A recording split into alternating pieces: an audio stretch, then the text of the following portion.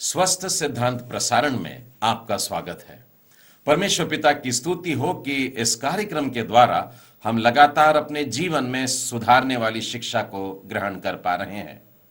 बीते 6 सप्ताह से हमारे मनन का विषय है कष्ट सहना। प्रियो, इस संसार में ऐसा एक भी व्यक्ति नहीं है जो कष्टों से मुक्त हो। होता यह है कि हम अपने जीवन में जब कष्टों से गुजरते हैं तो बेतहाशा प्रयत्न करते हैं कि कोई सहायता मिल जाए। हम चाहते हैं कि इस समस्या से छुटकारा मिल जाए और जितनी जल्दी मिल जाए हमारे लिए अच्छा होगा।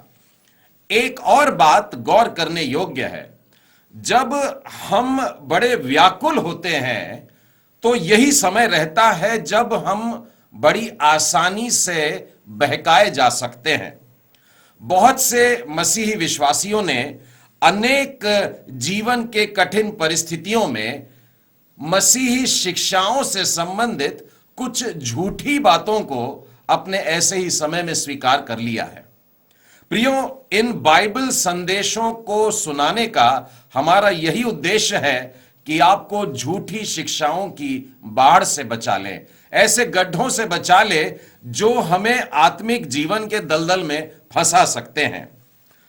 हम सीख रहे हैं कष्ट कैसे न सहें, हाउ नॉट टू सफर। और अब तक हम लोगों ने जो 6 पाठ सीख लिए हैं वे इस प्रकार से हैं। Lesson number 1, do not blame Satan for all sufferings. पहला पाठ था सभी कष्टों के लिए शैतान को दोष न दें। Lesson number 2, do not be rash with your mouth. अपने बोलने में उतावली न करें। Lesson number 3, do not think your problem is unique. यह न समझें कि आपकी समस्या दूसरों से भिन्न है। Lesson number 4, do not get irritated with people. चौथा पाठ, लोगों के बर्ताव से चिढ़ न जाएं। Lesson number 5, do not go from preacher to preacher. एक प्रचारक से दूसरे प्रचारक के पीछे न जाएं। Last week we saw lesson number 6। पिछले सप्ताह हम लोगों ने 6वां पाठ देखा था, do not expect instant deliverance always. 6वां पाठ, हमेशा तुरंत छुटकारे की उम्मीद न रखें। Today we move on to lesson number 7। आज हम 7वें पाठ की ओर बढ़ रहे हैं, हाउ नॉट टू सफर। कष्ट कैसे न सहें। Lesson number 7, do not forget God's help in the past. बीते दिनों में परमेश्वर ने की सहायता को न भूलें। मैं इसे फिर कहता हूं, हाउ नॉट टू सफर। कष्ट कैसे न सहें। Do not forget God's help in the past. बीते दिनों में परमेश्वर ने की सहायता को न भूलें।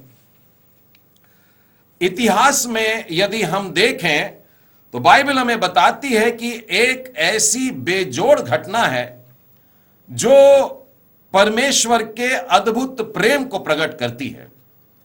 परमेश्वर ने अपनी प्रजा को मिस्र देश की बंधुआई से छुड़ा करके कनान देश की तरफ जब ले जा रहा था तो 40 वर्ष तक उनको मानो अपने हथेली पर लेकर के रखा।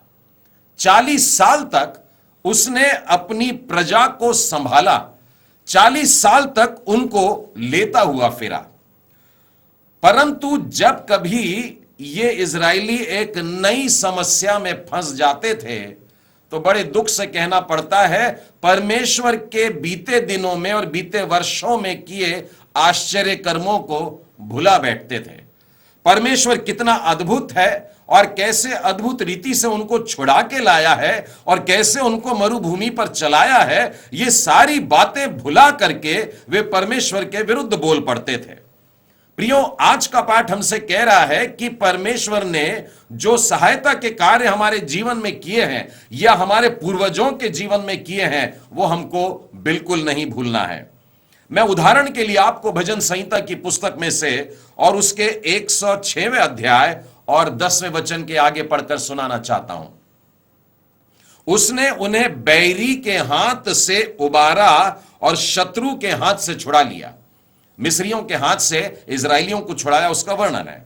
11वां वचन, और उनके शत्रु जल में डूब गए, उनमें से एक भी ना बचा। जिस समुद्र में से ये लोग पार होकर के उस तरफ चले गए, सुरक्षित पहुंच गए, उस ही समुद्र में उनके बैरी, उनके दुश्मन जो उनको मारने के लिए आ रहे थे, परमेश्वर ने उनको जल में डुबा दिया और उनमें से लिखा है एक भी नहीं बचा। 12वां वचन कहता है, तब उन्होंने उसके वचनों का विश्वास किया और उसकी स्तुति गाने लगे। कितनी अच्छी बात, परमेश्वर ने उपकार किया है और वे गीत गा रहे हैं, परमेश्वर की स्तुति कर रहे हैं। लेकिन प्रियो, अगले ही वचन में देखिए क्या लिखा है, परंतु वे झट उसके कामों को भूल गए और उसकी युक्ति के लिए न ठहरे। परमेश्वर के किए कार्यों को, परमेश्वर के किए महाआश्चर्य कर्मों को भुला बैठे। वे अपनी मर्जी से अब चलना चाहते हैं, परमेश्वर की इच्छा से चलना नहीं चाहते। वे परमेश्वर के कामों को भूल गए हैं। प्रियो, ऐसे समय में परमेश्वर उनके जीवन में हम देखते हैं फिर एक समस्या लेकर आता है और उसमें से निकलने के लिए वे फिर पुकार उठते हैं। परमेश्वर फिर दया कर देता है, 2 पल के लिए फिर स्तुति करते हैं और फिर से उन्हीं बातों में रह जाते हैं और परमेश्वर को भूल जाते हैं। ऐसा ही 40 बरस तक करते रहे। प्रियो, मैं तो यह कहूंगा कि यही रवैया इंसानों ने आज भी अपनाया है कि परमेश्वर हमारे जीवन में आज की तारीख में भी जो आश्चर्य कर्म करता है, कल के दिन हम भुला बैठते हैं। निर्गमन की पुस्तक और उसके 15वें अध्याय में एक बार दिखाना चाहूंगा।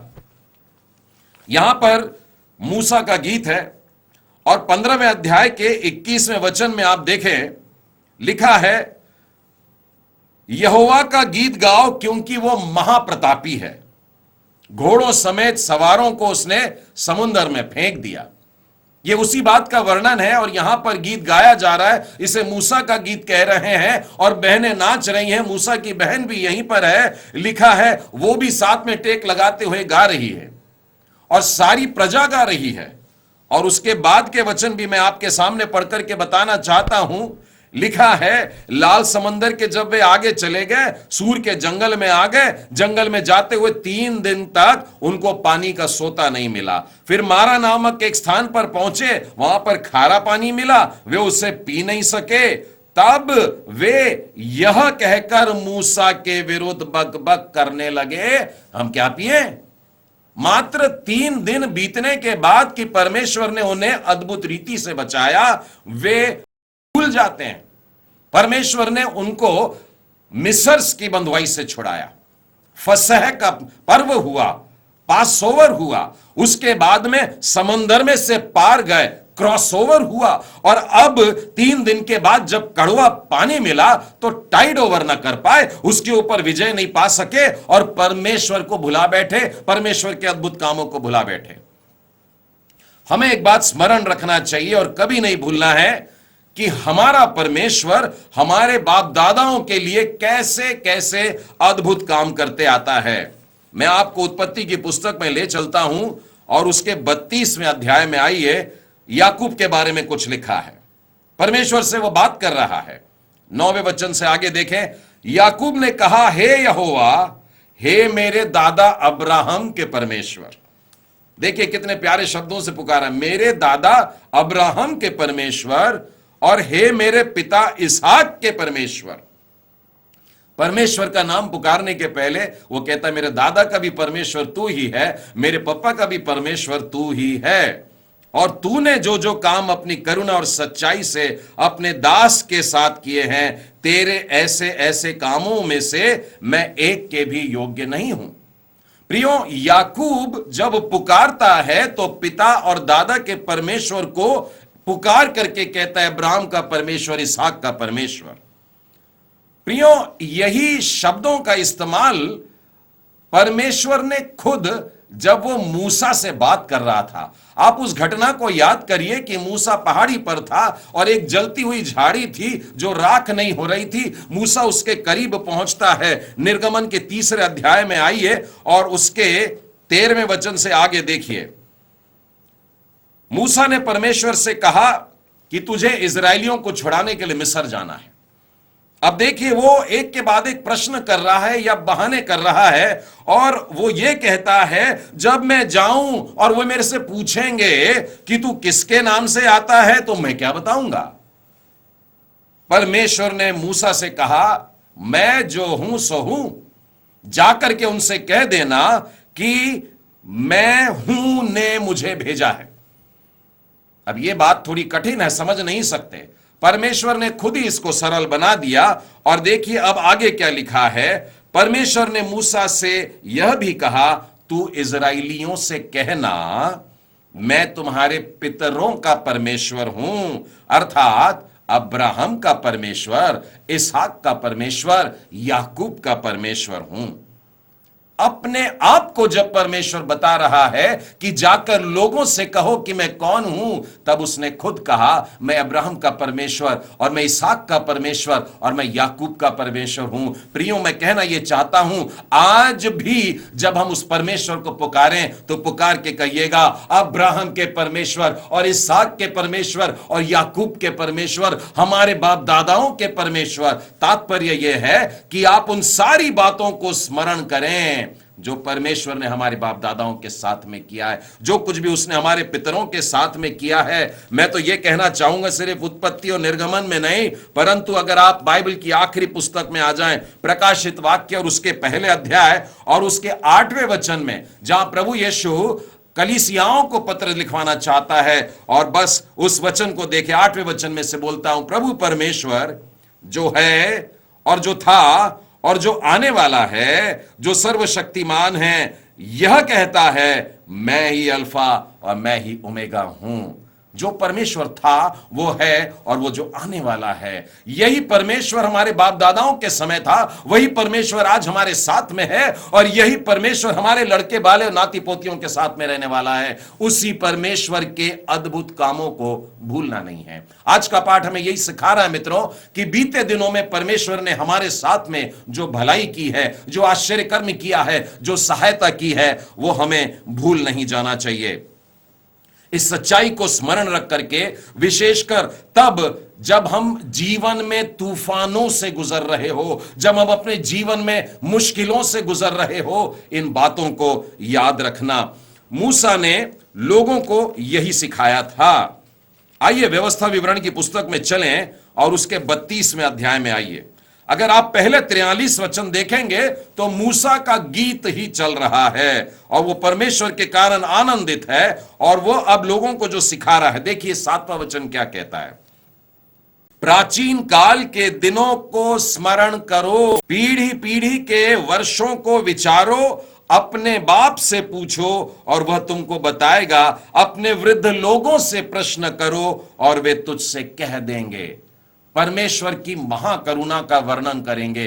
तुम्हारे पप्पा से पूछो और वे तुमको बताएंगे, तुम्हारे दादा से पूछो और वो तुमको बताएंगे कि परमेश्वर ने हमारे लिए कैसे बड़े बड़े काम किए हैं। और जब तुम सुन लो अपने बाप दादाओं से, तब अपने लड़के बालों को सुनाना मत भूलना। ये बातें जो परमेश्वर ने हमारे साथ में करता आया है, प्राचीन काल से करता आया है, वो सारी बातें लोगों तक सुनाना है। प्रियो, दूसरा राजा की पुस्तक में अगर आप आएंगे मेरे साथ, तो आप दूसरे अध्याय में देखते हैं कि परमेश्वर ने अपने एक सेवक को खड़ा किया, और वो था एलिया। और एलिया पर परमेश्वर का आत्मा बड़े अद्भुत रीति से समाये रहता था, और एलिया ने परमेश्वर के लिए बड़े बड़े काम, अद्भुत अद्भुत काम किए थे। और जब समय आया कि उसको उठा लिया जाना था, वो स्वर्ग में जीवित उठा लिया गया, उस समय उसने अपने ऊपर की चादर अपने शिष्य एलीशा के लिए छोड़ दिया। और जब वो चादर आ जाती है नीचे धरती पर, एलीशा झपट कर उसको ले लेता है। ये एलिया की चादर को लेकर के फिर वो यरदन नदी पर जाता है, और लिखा है बाइबल में कि उसने एलिया की वो चादर को जो उस पर गिरी थी पकड़कर जल पर मारी और कहा, एलिया का परमेश्वर यहोवा कहां है। अर्थात एलिया के साथ में, हे परमेश्वर, तू जो बड़े बड़े काम करता था, वो ही बड़े बड़े काम तेरे लिए मैं अब करने जा रहा हूं। और वो उसी यरदन नदी को जब देखा था एलिया इस तरफ आते समय मार करके उसे दो भाग किया, सुखा दिया और उस तरफ चला गया था। अब वो लौटते समय एलीशा उसकी चादर को फिर मारता है और परमेश्वर के उस अद्भुत काम को स्मरण करता है। वो कहता है एलिया का परमेश्वर कहां है। प्रियो, हम मसीह लोगों ने भजन संहिता में से कई अध्यायों को याद किया है और मेरा विश्वास है कि भजन संहिता 103 कम से कम आरंभ के वचन तो आप लोगों ने याद किए ही होंगे। इसका पहला वचन है, हे मेरे मन यहोवा को धन्य कह। बड़ा प्यारा वचन है, सबको अच्छा लगता है और इसमें कोई समस्या नहीं है। समस्या अगले वचन में आती है जहां पर लिखा है कि उसके किसी उपकार को न भूलना। परमेश्वर ने जितने उपकार हम पर किए हैं, बाइबल कहती है, भजन 103 का दूसरा वचन कहता है, उनको भूलना नहीं है, उनको बिसराना नहीं है, सारी बातें तेरे याद में रहें। अब परमेश्वर ने हमारे लिए कौन से भले काम किए हैं, यदि आप 103 के तीसरे वचन से अब आगे बढ़ेंगे तो आपको वो पूरी सूची दिखाई देगी। लिखा है, वही तो तेरे सब अधर्म को क्षमा करता है। पहला उपकार जो परमेश्वर ने हम पर किया है कि हमारे पाप को उसने माफ किया, यह उसकी आत्मिक आशीषें हैं, इसे स्मरण रखना है। उसके बाद में हम पढ़ते हैं कि तेरे सब रोगों को चंगा करता है, मतलब शरीर में जो बीमारियां लेकर के हम आते हैं उसको परमेश्वर चंगा कर देता, अच्छा कर देता है। तो ये शारीरिक आशीषें हैं। उसके बाद में जब हम देखते हैं कि वह तो तेरे प्राण को नष्ट होने से बचाता है, हमारे प्राण को बचा लेता है, ये परमेश्वर की भौतिक आशीषें हैं, ये भी हमको याद रखना चाहिए। उसी के बाद में लिखा है, वो तेरे सिर पर करुणा और दया का मुकुट बांधता है, और ये परमेश्वर की भावनात्मक आशीषों में से है जो परमेश्वर हम पर करता है। उसके बाद लिखा है, वही तो तेरी लालसा को उत्तम पदार्थों से तृप्त करता है। संसार में रहते हुए बहुत सारी चीजों की आवश्यकता मनुष्यों को पड़ती है, आर्थिक आवश्यकताएं होती हैं और परमेश्वर वो भी देता है। यह सूची इस प्रकार से चलती जाती है। प्रियो, परमेश्वर ने हमारे लिए बहुत सारे अद्भुत काम किए हैं और मन से कहा जा रहा है कि यहोवा को धन्य कहे और उसके किसी उपकार को न भूलना। अब मैं एक प्रश्न करना चाहता हूं प्रियो, कि क्या हम अपने जीवन में परमेश्वर के द्वारा किए हुए सारे उपकारों को स्मरण करते हैं? क्या बीच बीच में उसे याद करके परमेश्वर को धन्यवाद देते हैं? विशेष करके जब हम गड्ढे में पड़े हैं, जब हम अंधकार में पड़े हैं, जब हम संकट में पड़े हैं, जब हम दुविधा से होकर निकलते हैं, तो क्या हम परमेश्वर की इन सारी आशीषों को याद करके आनंदित होते हैं परमेश्वर को धन्यवाद देने? आगे देखिए क्या लिखा है कि जब मुश्किलें आई तो हम सब कुछ बिसरा दिए। 9वें वचन में लिखा है, वह सर्वदा वाद विवाद करता न रहेगा, न उसका क्रोध सदा के लिए भड़का रहेगा। हम लोग परमेश्वर के पास में बैठ करके उसकी स्तुति उस समय करते हैं और बड़ा आसान लगता है जब सुखमय जीवन चल रहा हो, लेकिन जब हम विपत्ति से होकर के जाते हैं तब उसकी आराधना करना या उसकी स्तुति करना या उसका जय जयकार करना हमसे बंद नहीं पड़ता है। बाइबल हमें सिखाती है कि उसके एक एक उपकारों को स्मरण करो। तुम्हारे जीवन के भी और तुम्हारे पिता के जीवन में जो किया वो, तुम्हारे दादा के जीवन में जो किया वो, और हमारे बाप दादाओं के जीवन में जो करता आ रहा है, उन सारी बातों को हमें स्मरण करते रहने का है और परमेश्वर को धन्यवाद देता रहना है। मनुष्य साधारणतः भूल जाने की प्रवृत्ति रखता है, विशेष करके जब परिस्थितियां प्रतिकूल चल रही हैं और हमें ऐसा लगता है परमेश्वर ने छोड़ दिया। इस प्रकार के शब्द भी निकलते हैं, परमेश्वर ने ऐसा क्यों किया, इस प्रकार से बोल करके प्रभु की आशीष स्मरण करने की बजाय प्रभु के क्रोध को देख रहे हैं। प्रियो, अपने खुशहाली के दिनों में जैसी स्तुति आप उसकी करते हैं, मैं कहना चाहता हूं, सलाह दे रहा हूं और बाइबल की आज्ञा है कि प्रत्येक परिस्थिति में आनंदित रह करके उसकी जय जयकार करते रहें। अभी आपकी समस्या क्या है? मान लीजिए आपकी आर्थिक समस्या है। प्रभु यीशु ने इस विषय को लेकर के अपने शिष्यों के साथ में एक बड़ा रोचक उत्तर दिया है। एक बार हुआ ऐसा कि प्रभु यीशु के शिष्यों ने अपने साथ में रोटियां लाना भूल गए। इसका वर्णन आपको मरकुस रचित सुसमाचार के 8वें अध्याय में मिलेगा। 17वें वचन के आगे देखिए, मैं आपको सुनाता हूं। हमारे पास रोटी नहीं है, यह सोच विचार करके शिष्य लोग परेशान हैं। यह जानकर यीशु ने उनसे कहा, तुम क्यों आपस में यह विचार कर रहे हो कि हमारे पास रोटी नहीं है? क्या अब तक नहीं जानते और नहीं समझते? पीछे क्या हुआ था, इसके पहले क्या हुआ था, याद नहीं आता? क्या तुम्हारा मन कठोर हो गया है? क्या आंखें रखते हुए भी नहीं देखते और कान रखते हुए भी नहीं सुनते? और क्या तुम्हें स्मरण नहीं, जब मैंने 5,000 को 5 रोटियां बांटी थी, तब तुमने टुकड़ों से भरी कितनी टोकरियां उठाई थी? उन्होंने उससे कहा 12 टोकरियां।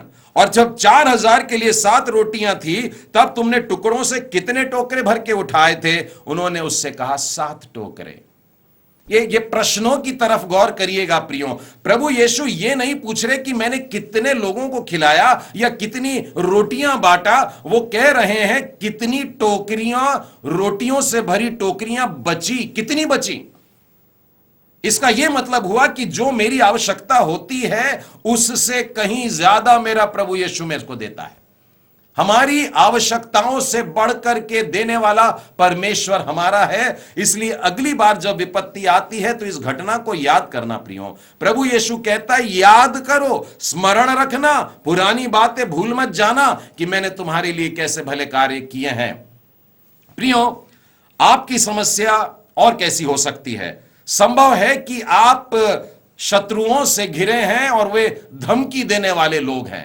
पहला शमूएल उसके 17वें अध्याय में आएंगे तो आपको दिखेगा एक नन्हा सा बालक एक दैत्य के समान सामने कैसे खड़ा हो गया। उसका कहना है कि इससे पहले परमेश्वर ने मुझको सिंह से बचाया था।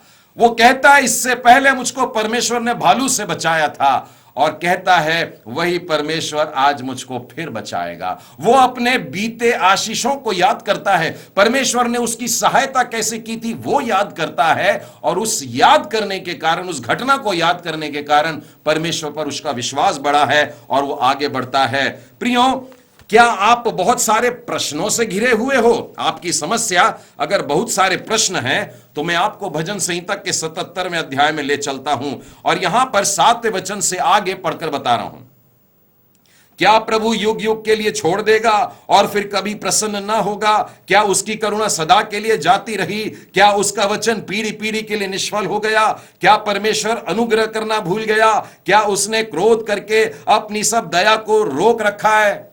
एक के बाद एक प्रश्न, एक के बाद एक प्रश्न दुखी मनुष्य के जीवन में, जिस व्यक्ति के जीवन में कष्ट आ जाते हैं, ताड़नाएं आ जाती है, वो ऐसे ही सब प्रश्न पूछता रहता है। परमेश्वर कहां गया? परमेश्वर ने मुझे छोड़ तो नहीं दिया? परमेश्वर तक मेरी आवाज पहुंच रही है कि नहीं? वो प्रार्थना को उत्तर देता है कि नहीं? लेकिन दाऊद ने अगले वचन में कहा, मैंने ये सब बातें मेरे दुख में कही है। वो इस बात को स्वीकार करता है कि मेरे दुख में आकर के मैंने इस प्रकार की बात कह दी। लेकिन आगे वो देखिए 11वें वचन से क्या कहता है, मैं यहोवा के बड़े बड़े कामों की चर्चा करूंगा, निश्चय मैं तेरे प्राचीन काल वाले अद्भुत कामों को स्मरण करूंगा। मैं तेरे सब कामों पर ध्यान करूंगा और तेरे बड़े कामों को सोचूंगा। हे परमेश्वर, तेरी गति पवित्रता की है, कौन सा देवता तेरे तुल्य है? ऐसा कोई नहीं जो हमारे परमेश्वर के समान हो। इतनी अद्भुत बात उसने अपने पीड़ा के समय में, अपने कष्ट के समय में पाया। उसके मुंह से उतावली में निकल गया था परमेश्वर कहां है, लेकिन वो जानता है कि मुझे परमेश्वर की उन सारी बातों को स्मरण करना है। प्रियो, मैं तो चाहता हूं कि बाइबल के साथ साथ अब हाल ही के इतिहास को अगर याद रखें तो परमेश्वर के दास दासियों की जीवन गाथा को भी आप पढ़ करके हिम्मत ले सकते हैं। यदि आप आर्थिक समस्या से गुजर रहे हैं तो मैं चाहता हूं कि आप जॉर्ज मुलर के जीवन को देखिए। उन्होंने न जाने कितने सारे अनाथ बच्चों के लिए रोज रोटियां बांटी है, और कई बार तो ऐसा होता था कि अंतिम क्षण में उनकी प्रार्थना सुन ली जाती थी। यदि आप बीमारियों से गुजर रहे हैं या आप दुर्घटनाग्रस्त हो गए हैं, आपके आपके हाथ पैर कुछ टूट गए हैं तो मैं चाहता हूं आप एमी कारमाइकल को याद करें, जो दुर्घटनाग्रस्त हो गई थी और उसके बाद का सारा जीवन उसका बिस्तर पर ही चलता गया, लेकिन यही वो समय था जब लेटे लेटे भी उसने प्रभु की स्तुति के लिए ऐसे ऐसी कविताएं और ऐसे ऐसे भजन लिखे जो आज भी गुनगुनाए जाते हैं। हाल ही में जॉनी एरिक्सन के बारे में भी आपने सुना होगा, दुर्घटना के बाद वो क्वाड्रिप्लेजिक हो गई थी, लेकिन आज भी अपना जीवन परमेश्वर को किस तरीके से देती है। यदि आप पारिवारिक समस्या से जा रहे हैं तो मैं चाहता हूं आप विलियम कैरी के ऊपर गौर करें और साथ ही जॉन वेस्ली के ऊपर गौर करें। इनके जीवन में भी पारिवारिक समस्याएं थी और उसमें से आप देखते हैं विलियम कैरी की जो पत्नी थी वो उसके साथ कंधे से कंधा मिलाकर काम नहीं कर पाती थी, वो मानसिक तौर पर थोड़ी बीमार थी। और उसी तरह से हम देखते हैं जॉन वेस्ली के साथ भी उसके परिवार का पूरा सपोर्ट उसको नहीं मिला। क्या आप सुसमाचार के कारण सताए जा रहे हैं? तो मैं चाहता हूं कि आप वॉचमैन नी को याद रखें। चीन देश में मसीही सुसमाचार सुनाने वालों के ऊपर कितने भयानक तरीके की यातनाएं दी गई, लेकिन वॉचमैन ने अपने जीवन को परमेश्वर के हाथों में समर्पित रखते हुए कैसे आगे बढ़ा। आप फॉक्सेस बुक ऑफ मार्टियर्स भी पढ़िएगा और उसके द्वारा आपको अपने जीवन के लिए और मसीही सेवा करने के लिए बहुत बड़ा प्रोत्साहन और बहुत बड़ी ताकत प्राप्त होगी। इस बात को हमेशा याद रखने का होगा प्रियो, यह एक सुधार की बात कह रहा हूं कि जब हम कहते हैं कि बीते दिनों में परमेश्वर के जो सहायता के कार्य हमारे लिए हुए हैं उसे भूल ना जाएं, तो मेरा कहने का मतलब यह नहीं है कि उन घटनाओं पर जो विजय प्राप्त की है उस पर, परंतु परमेश्वर पर भरोसा रखें। दाऊद के कहे हुए वाक्य को स्मरण करें जो कहता है कि जिस परमेश्वर ने मुझको सिंह से और भालू से बचाया वो ही परमेश्वर आज भी मुझको आगे बढ़ाने वाला है या जिताने वाला है। प्रियो, अंत में एक बड़ा प्यारा सा वचन जो एक प्रेरिताई अंगीकार है आपके सामने रखना चाहता हूं। 2 कुरिन्थी और उसका 1 अध्याय और उसका 10वां वचन, यहां लिखा है, उसी ने हमें मृत्यु के ऐसे बड़े संकट से बचाया और बचाएगा और उस पर हमारी यह आशा है कि वह आगे भी बचाता रहेगा। हाउ नॉट टू सफर, कष्ट कैसे न सहें। Do not forget God's help in the past, बीते दिनों में परमेश्वर ने की सहायता को भूल न जाएं। परमेश्वर पिता आप सबों को आशीष